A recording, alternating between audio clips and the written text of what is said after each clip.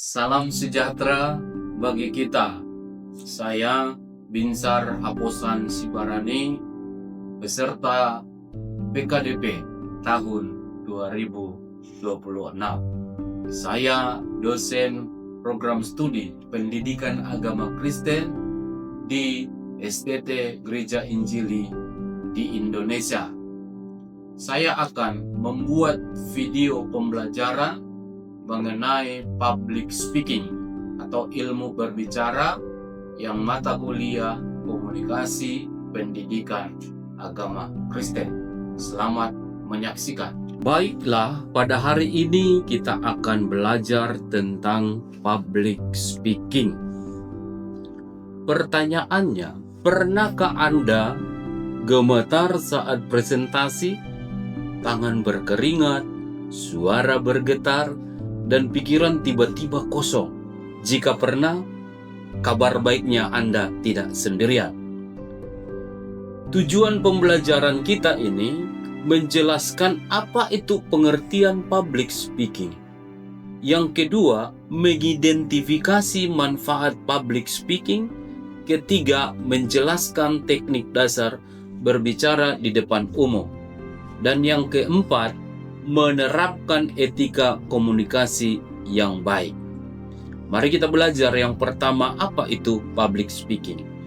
Public speaking adalah kemampuan menyampaikan gagasan, informasi, atau pesan kepada audiens secara efektif. Seperti contoh, presentasi kuliah, khotbah, seminar, MC pada acara, dan juga debat. Lalu yang kedua, mengapa public speaking itu penting? Manfaatnya yang pertama, meningkatkan kepercayaan diri kita sebagai mahasiswa, sebagai hamba Tuhan. Mempermudah menyampaikan ide atau gagasan, mendukung karir dan pelayanan kita ke depan, dan membentuk kemampuan kepemimpinan.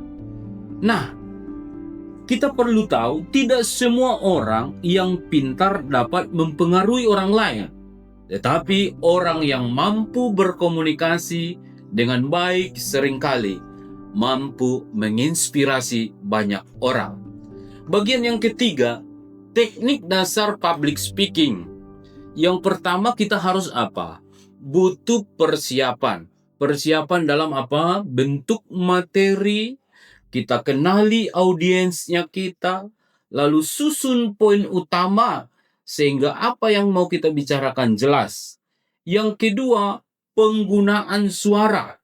Di bagian suara, intonasi kita harus jelas, volume suara harus kedengaran, jangan terlalu kecil suaranya atau terlalu kuat. Lalu kecepatan berbicara kita harus atur. Yang ketiga, bahasa tubuh, ya. Kontak mata kita harus tertuju kepada audiens secara merata. Lalu pergunakan anugerah senyuman yang Tuhan kasih. Yang berikutnya, bahasa tubuh kita merupakan gestur yang alami dari ketika kita berbicara. Nah, yang seterusnya, bagaimana mengatasi ketika kita gugup? Yang pertama, kita harus berdoa, dan juga kita terus-menerus latihan dan fokus kepada pesan, bukan diri kita sendiri. Ketika kita mampu menyampaikan pesan, kita juga bisa menjadi duta perdamaian. Kita juga bisa mengkomunikasikan moderasi beragama.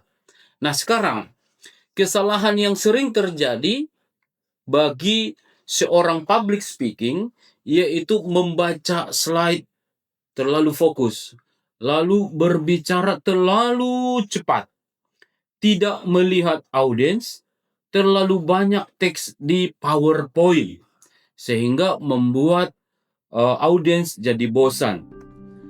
Nah, sekarang ini dalam masyarakat yang beragam, kemampuan berbicara sangat diperlukan. Kemampuan berbicara dengan santun dan menghargai pandangan orang lain merupakan bagian penting dari moderasi beragama.